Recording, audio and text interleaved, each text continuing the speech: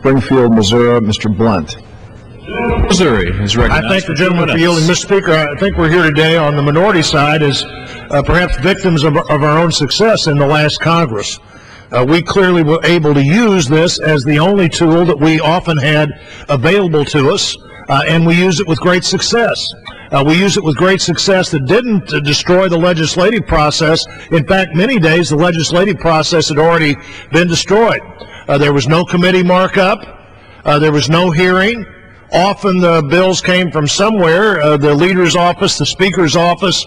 We didn't know where they came from because we didn't see them until the day they were headed to the floor or the day before they were headed to the floor.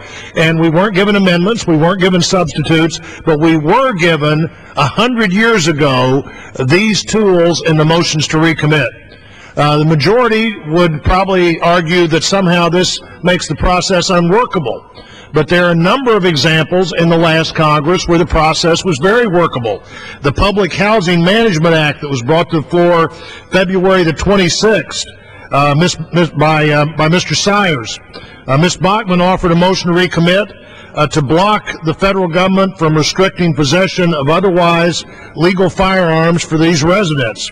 When she offered the motion, the bill was pulled. The committee then met, as the motion would have required them to do, added that provision to the bill and brought it back to the floor a few days later. The AmeriCorps bill to authorize and expand AmeriCorps was considered in March of 2008. Mr. Kuhl made a recommittal that was prompt in nature to prohibit sex offenders and murderers from receiving these grants. The bill was pulled. 6 days later, the same bill was brought up, including Mr. Kuhl's language.